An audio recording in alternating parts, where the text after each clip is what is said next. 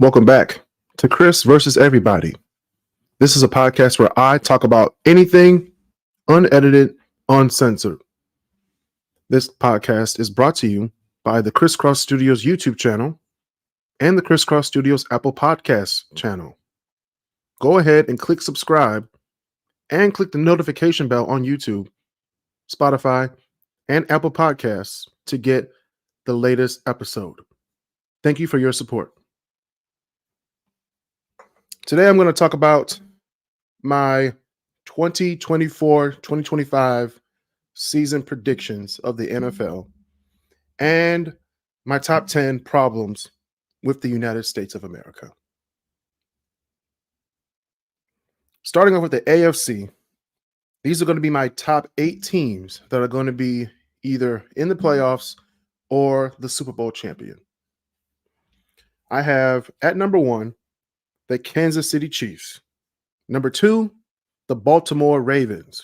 Number 3, the Cincinnati Bengals. Number 4, the New York Jets. Number 5, Houston Texans. Number 6, Buffalo Bills. Number 7, Jacksonville Jaguars. And number 8, the Pittsburgh Steelers. And we're going to start off with the Pittsburgh Steelers. Why do I think they're going to be in the playoffs? Now, we always know every year the Pittsburgh Steelers find a way. They find a way to get into the playoffs every year. Either somebody loses, somebody ties, somebody breaks an ankle, short gust of wind. Somehow, the Pittsburgh Steelers make the playoffs. But the real question this year is, can Russell Wilson put Pittsburgh over the hump? Can he put them over the hump? Because usually Pittsburgh gets to the playoffs somehow, some way, and then loses in the first round to the number 2 seed. And we never hear of him again until August of next year. Can Russell Wilson bring them out of the wild card into the divisional round and maybe the AFC Championship? We shall see.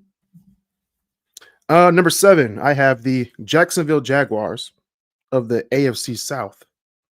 Usually we have the same team for most of these teams that I'm going to be naming today, but we have literally the same team coming back from last year. And I do believe that is going to be a 3-way tie. Maybe not a three-way tie, but like a 3-way battle for who's going to win the AFC South. Okay. I do believe it's going to be Jacksonville, Houston, and possibly Indianapolis. Okay. So it's going to be one of those teams. But don't sleep on the Titans either. They might not look good on paper, but they might do something this year. All right. Buffalo Bills, the window is closing. It's literally cracked right now. It's literally this like a slither. Their Super Bowl window is closing. This is literally the last year to do whatever they want to do whatever they're going to do in Buffalo. It's the last year. So Josh Allen, your days are numbered. Unless the Buffalo Bills feel like adding weapons to the team so they can actually win a damn AFC Championship game. But that's neither here nor there. Number 5, the Houston Texans. CJ Stroud has weapons now. Last year he didn't have weapons and he was still cooking. Now he has weapons. So I do believe the Houston Texans are going to win the AFC South, but you still have Jacksonville and Indianapolis down there. So it's going to be a tight battle in the end. So November and December for all 3 of those teams that I just named are going to be must-see television. You heard it here on Kris versus Everybody. Number 4, we have the New York Jets. I'm going to say this because I said it on the Kris Cross Corner and the Great Debaters. Any team with Aaron Rodgers as your quarterback has a fighting chance, a 70% chance by the numbers, to make the playoffs. Last year, he was literally like 2 plays in and he tore his Achilles tendon. Now he's going to be back. He's back this year. His first game is in San Francisco on Monday Night Football to start the season on September 9th, live from Levi Stadium in Santa Clara, California. We don't know what's going to happen. But with a healthy Aaron Rodgers, Breece Hall as running back, the Jets defense is phenomenal when done right. I believe that the New York Jets will make it to the divisional round of the playoffs. And that's all I got to say on the Jets. The Cincinnati Bengals, number 3. Without Joe Burrow, the Cincinnati Bengals are not going anywhere. He's healthy this year, so maybe they will go somewhere. They have a good defense. It all comes down to the quarterback position. Is Joe Burrow ready to go? Number 2, the Baltimore Ravens. They just got Derrick Henry. Their team is healthy. I said this since 2018. If you have a healthy Baltimore Ravens team, they are going to the Super Bowl. The only thing that's kept them from the Super Bowl is themselves. It's themselves. You got to get the job done, Lamar. Lamar Jackson, are you listening to me? You have to get the job done. It's not enough. Patrick Mahomes can do it with just a tight end. You have 2 wide receivers, 2 running backs, and yourself can run your ass down the field. There is no reason why you can't make a Super Bowl this year. I'm booking it. The Ravens versus the Lions in the Super Bowl. I'm booking it right here on my podcast. You got to get the job done and then lose to the Lions. But that's a story for another day. Number 1 for the AFC, I have the Kansas City Chiefs. Patrick Mahomes has proven day in, day out that if you have him on your team, somehow, some way, you're going to get a championship trophy. He's done it twice in a row. He's been to 6 consecutive AFC championships. 6 consecutive. That's 2 less than Tom Brady in a row. If he wins a 3rd championship, we're going to put Patrick Mahomes right below Tom Brady for best quarterback of all time. Yes, I said it. Yes, I said it. Best all time. Right below Tom Brady. It's the 2-man show. Now it's gonna be probably the 4-man show because they got more weapons this year. But Kansas City does a great job of paying the right people at the right time. Speaking of the right time, we have the NFC, the National Football Conference. These are the 8 teams I'm going to choose to be either in the playoffs or to win the Super Bowl. I have number 1, the San Francisco 49ers. Number 2, the Detroit Lions. Number 3, the Philadelphia Eagles. Number 4, the Seattle Seahawks. Number 5, Green Bay Packers. Number 6, Dallas Cowboys. Number 7, Tampa Bay Buccaneers. And number 8, I have the Los Angeles Rams. We're going to start off with the Rams of Los Angeles. Offense, I'm not afraid of. I'm not afraid of the offense. You have Matthew Stafford, Cooper Kupp, Nakua. Okay. It's not going to be a new offensive scheme. Okay.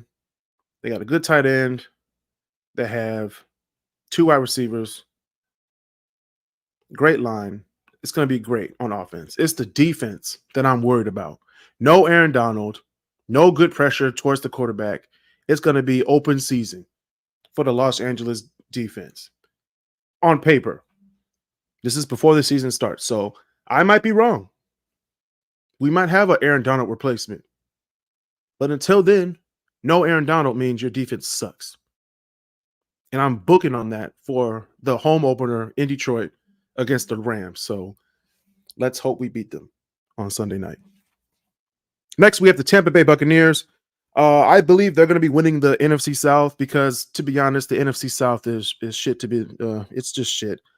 You literally have either the Saints or The Atlanta Falcons. Atlanta Falcons just got a quarterback in the draft, and then they just got Kirk Cousins, which they also have to pay.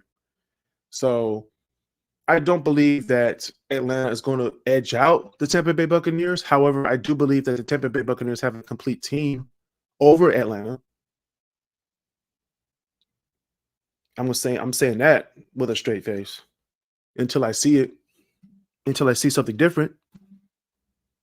So I do have the Tampa Bay Buccaneers winning the South, but Atlanta could win. Okay, it's going to be a 2-team race for that division. Number 6, I have the Dallas Cowboys. What else do I have to say? They're going to win all these games in the regular season. They're probably going to win 10 to 11 games. And then when it gets to the playoffs, they're going to get knocked out in the first or second round. Don't need to say anymore. Number 5, the Green Bay Packers. Jordan Love will be better. Started off like shit last year. Then they got better. Made it to the playoffs. Beat Dallas in the first round. Then they went against San Francisco.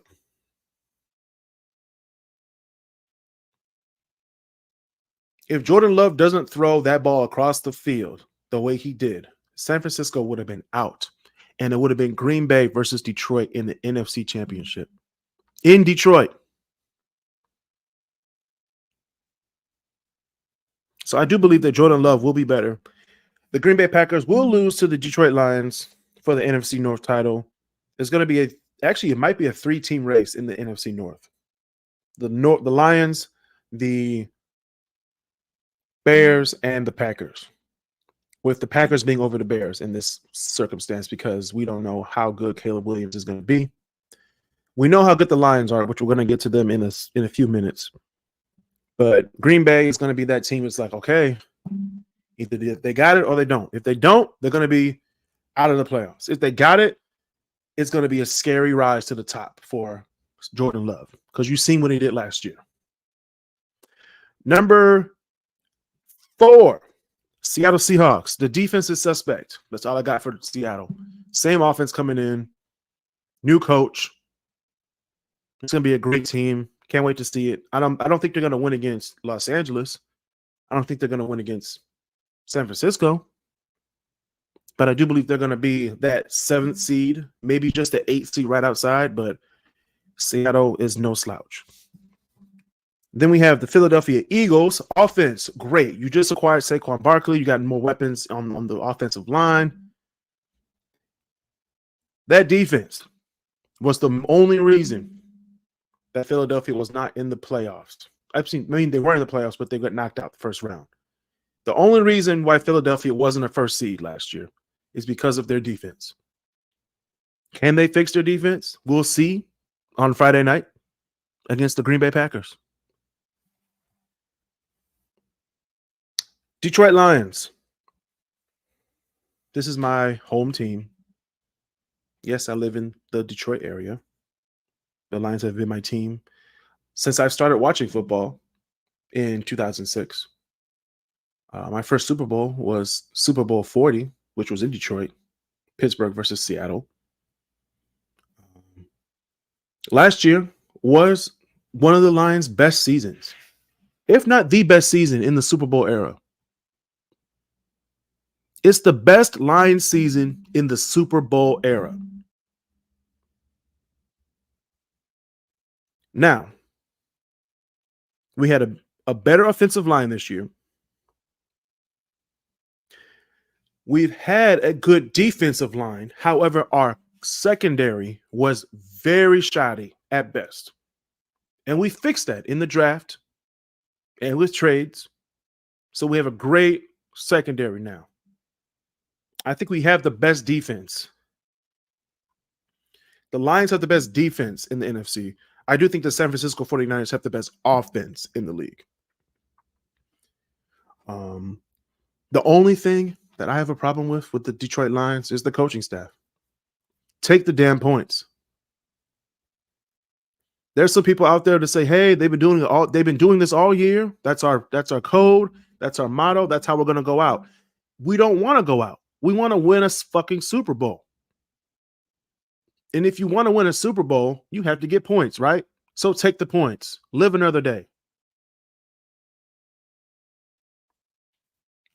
And first, we have the San Francisco 49ers because it is the most complete team on paper in the entire NFL, not just AFC, not just NFC, the entire NFL. And I said that last year. The only problem with it is that Kyle Shanahan is the coach. Same thing with the Lions. Coaching decisions. Stop switching from what works. Stop switching from what works. That's all I got to say for San Francisco. It's the same team. Detroit and San Francisco. You have the exact same teams coming in. Only thing that needs to change is coaching decisions. San Francisco should have won the Super Bowl last year. On paper, by the bets, by the odds, by a landslide. But they couldn't stop Patrick Mahomes and Travis Kelce featuring the Kansas City Chiefs. Couldn't stop them. Why? It's ridiculous. So if I had a combination, if we had combinations to who's going to go to the Super Bowl, I do have Kansas City Chiefs versus either the San Francisco 49ers, Detroit Lions, or Philadelphia Eagles. I also have the Baltimore Ravens versus either San Francisco, Detroit, or Philly. Now, on the NFC side, I have the San Francisco 49ers versus either New York Jets, Baltimore, or Kansas City. Detroit versus Kansas City, Baltimore, Cincinnati, or the Jets, or maybe Houston. And then Philadelphia. Philadelphia would be great against the Texans, the Ravens, and the Kansas City Chiefs. So I'm going to leave it at that for the season for the top 8 teams in each conference. I have my X Factor teams. I have the Tennessee Titans. They have offensive weapons. Their defense is suspect, but we're going to worry about that during the season. Chicago Bears, I said this earlier, Caleb Williams might have a good year. He might not have a good year. So it depends on the quarterback. Miami Dolphins, Tua can't play in the cold. So anything less than 60 degrees, they're going to lose. So there goes Miami's chance. Cleveland Browns. I'm going to say this right now on this podcast. The Cleveland Browns will be the only NFC North team to win out, have a winning record, but be out of the playoffs. They'll probably have 10 wins, maybe 9-8, 10-7, and not make the playoffs because the AFC North is so competitive and so physical. You have the Pittsburgh Steelers, you have the Cincinnati Bengals, and you have the Baltimore Ravens in the same division. I think Cleveland's going to be the man out. New Orleans Saints, I said it earlier. Derek Carr, if Derek Carr is cooking that year, they're going to make it. But I have the Tampa Bay Buccaneers and Atlanta going over the rest of the teams, Carolina and New Orleans.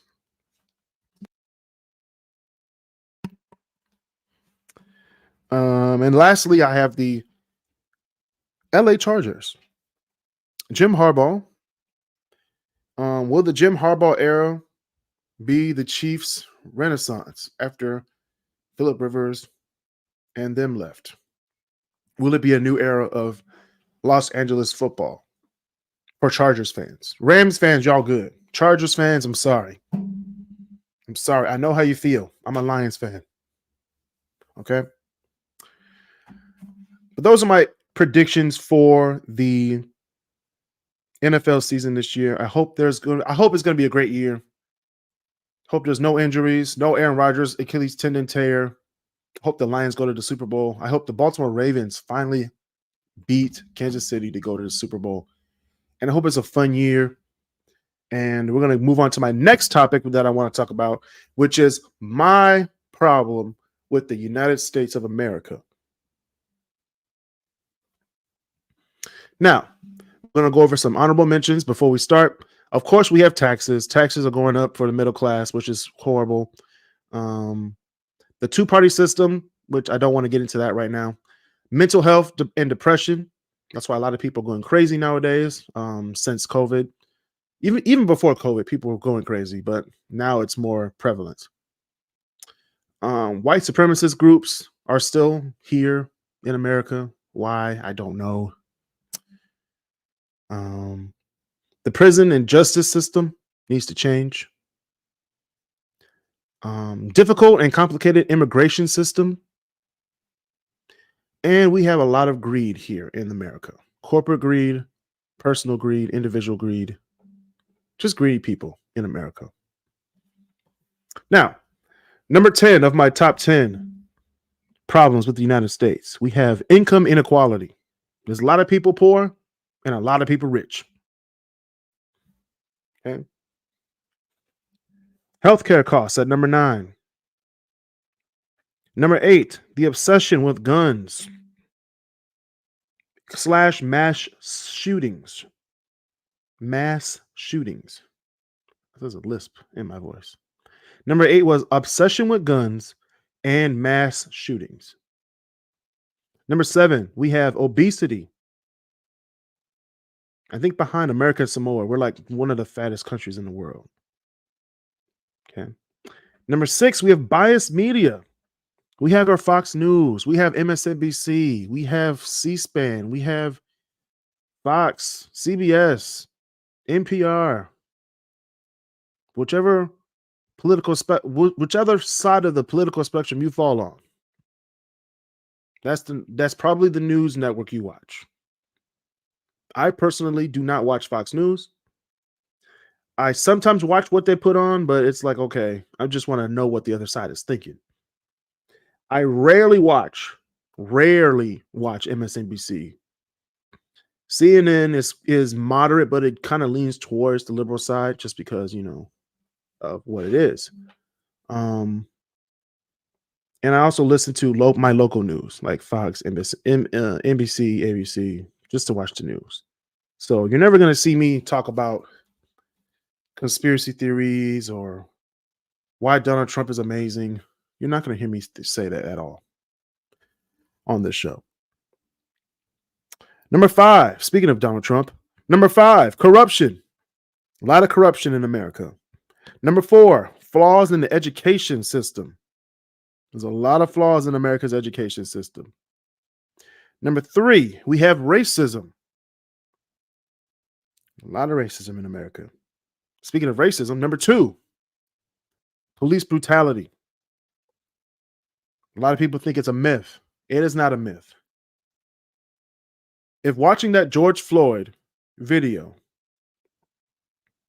didn't change your mind about police brutality, you just might be a white supremacist.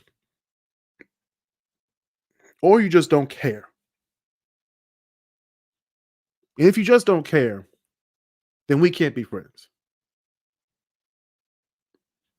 Police brutality is a real thing.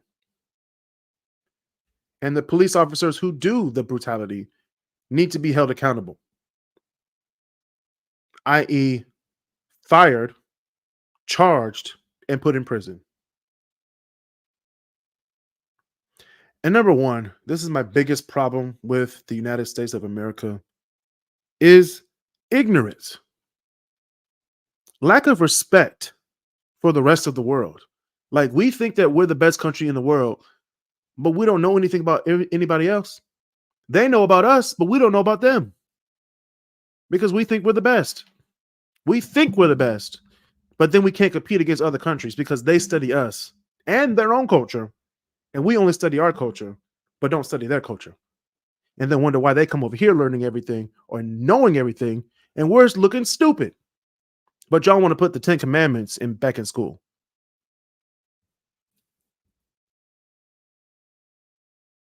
They come over here with a master's degree, wanting to learn about coding, data science, engineering, doctors, lawyers, but y'all want to put the 10 Commandments back in the classroom. What is the 10 Commandments going to teach you? What is the 10 Commandments going to teach you? The 10 Commandments don't teach you coding. The 10 Commandments doesn't teach you how to be a lawyer. What the hell is the Ten Commandments going to do? And that's my problems with America right now. That people are concerned about the wrong things on both sides of the aisle. Both sides of the aisle, and people in America, conservative and liberal, need to wake up. Because a new America is arising. A new America that we have to live in. And if you don't understand what's going on around the world, then this country will never be great. And that's my tidbit for the week. Thank you for listening to the Kris versus Everybody podcast. I'm your host, Kris Canty. See y'all next week. Peace.